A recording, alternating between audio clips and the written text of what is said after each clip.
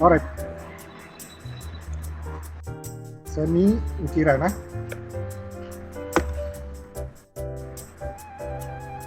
Oke, ini adalah prinsip-prinsip asas seni ukiran. Yang pertama adalah pemilihan motif dan silat.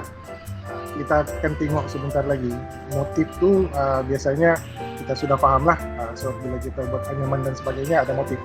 Silat tu mungkin kurang paham sedikit kan. Yang kedua adalah prinsip ketuhanan, hubungan sosial dan kepercayaan. Ini bergantung kepada motif apa yang.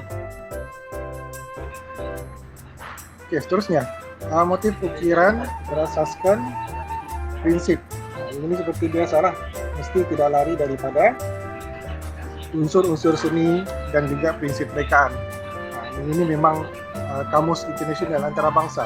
Semua yang menggunakan seni semua menggunakan kamus yang sama. Ini hanya ditranslate daripada bahasa-bahasa Inggris. Jadi kita gunakan. Mungkin biasa dengar garisan, rupa, bentuk, jalinan, ruang, harmoni dan sebagainya. Bila di RBT dahulu pun ada juga diajarkan. Apa-apa bidang yang berkaitan dengan seni atau teknologi semua menggunakan unsur-unsur seni. So bila kita berkarya saja kita akan rujuk unsur seni dan prinsip-prinsip rekaan supaya kita punya hasil karya ataupun walaupun dia bukan produk seni, mungkin prototipe dan sebagainya lebih menarik lah. Oke. Ini adalah motif setiap kaum, ada 4 kaum yang utama, ada Melayu, ada Cina, ada India dan juga suku orang asli. Oke, keempat kaum ini sangat serius membuat ukiran kayu. Kita tengok yang pertama, kaum Melayu. Dia selalunya menggunakan motif flora yang melambangkan keindahan alam melalui olahan daun, batang bunga, buah dan sulur pada ukiran. Sama juga macam anyaman hari tua. Ini ciri-ciri kemelayuan dia macam ni. Oke. Alright. Kaum Cina pula dia selalunya menggunakan motif haiwan seperti naga yang bermaksud kemewahan dan kekuasaan. Kita boleh tengok di sini. Jadi ini kalau Chinese, Cina punya motif lah. Yang selalu menggunakan haiwan-haiwan. Oke, kaum India pula dia orang biasa menggunakan burung merak, gajah, bunga teratai. Yang ini selalunya dia berkait dengan keagamaan lah. Yang ini kalau kaum India. So di merata tempat semua orang membuat ukiran lah. Cuma waktu sekarang ni saja yang kalau kita mau cari pengukir ni memang susah sekarang. Kalau kita tengok sebiji saja gajah macam ni pun sebenarnya harga dia boleh mencecah ribuan ringgit siapa yang pandai buat. Dari kayu, dari tiada apa-apa, kita boleh ukir, kita boleh jadikan dia duit.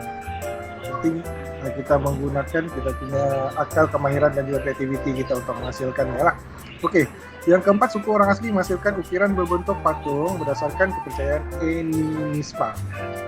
Animisme tahu kan? Oke. Ini berkaitan macam penyembahan lah, mungkin orang pakai ini, orang sembah kadang orang sembah pupuk, sembah matahari, bulan dan sebagainya gitulah. Oke. So ini 4 kaum yang utama yang ada di Malaysia inilah. Alright, seterusnya ini ada alat-alat dan bahan yang biasa kita lihat bila kita buat ukiran. Ada kikir, ini ibarat macam tukul juga lah, dia boleh kikir juga di ujung dia. Ada pisau pemegang dia lebih besar daripada pisau dia supaya menguatkan lagi tekanan untuk mengukir. Kalau untuk ukiran ini dia memang menggunakan kayu yang khas, kayu yang lembut lah. Oke. Ini kita guna pahat, guna jigsaw, kertas pasir, gergaji, ini kikir tadi lah. Alright. Ini bahan dia. Kalau kita tengok ini adalah kayu-kayu utama yang kita boleh gunakan. Kayu merah, kayu cengal, kayu merbau, kayu jerutong. Yang ini yang di bawah nih, ini untuk proses kemasan lah. Guna berus, guna varnish, guna shellac. At least kamu boleh beza varnish dan juga shellac. Bila mau pakai varnish, bila mau guna shellac. Oke. Ini kayu-kayu yang betul-betul lembut lah yang kita boleh ukir. Kita cungkil saja pun menggunakan pahat, kita boleh buat ukiran lubang-lubang ya. Alright. Seterusnya, ini adalah motif ukiran kayu.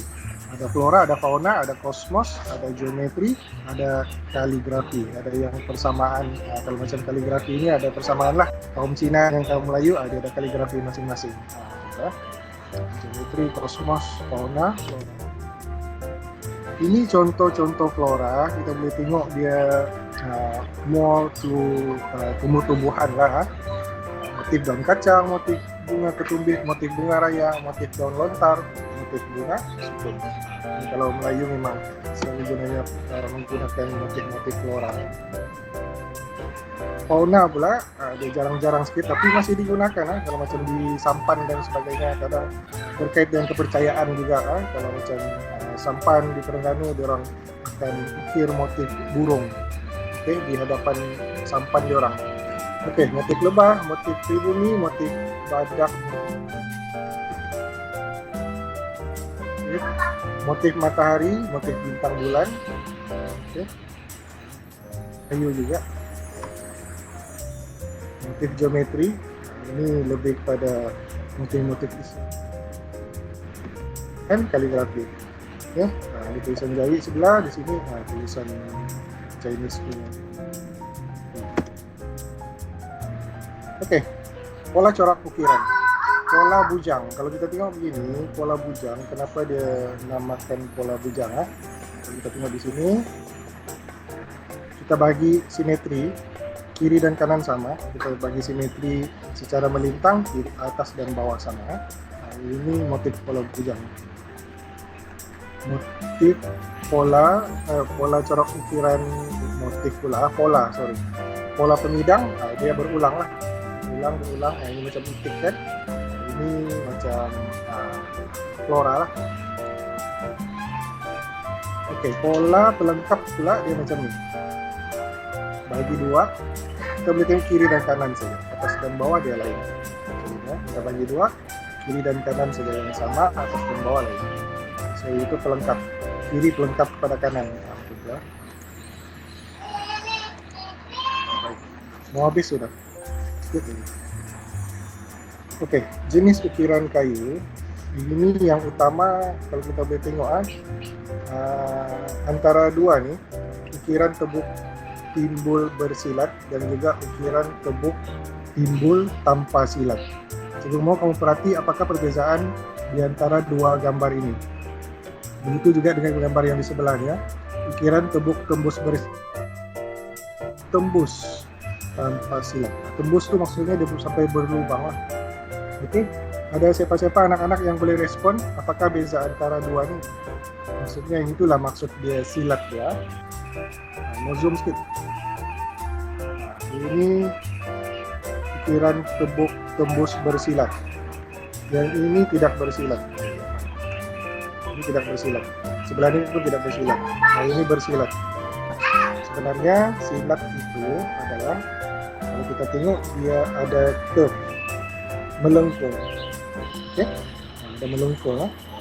So yang itu dipanggil silat. Bukan yang dia punya motif-motif pusing-pusing tu. Yang melengkung tu dipanggil silat. Jadi kita tengok ukiran yang di sini dia rata saja. Yang di bawah tebuk tembus tanpa silat. Dia rata saja. Adalah silat yang ada kurang lah. Yang rata ni dia ada silat. Yang ada bentuk tu, itu maksudnya dia ada silat. Seperti ini kan, ukiran tembuk tembus timbul tanpa silat. Ini dokoh ni.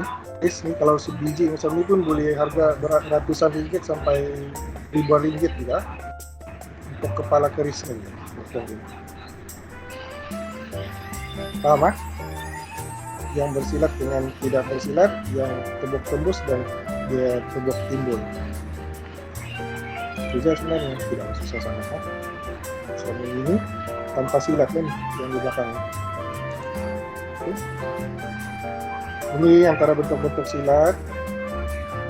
Silat temper atas, silat belarotan, silat serong, boleh tengok di buku teks silat Minangkabau, dan juga silat dada tumah. Ini expert ini kalau sudah mungkin berbulan-bulan at least kan, mungkin kalau sudah bertahun tu memang bolehlah buat silat-silat macam ni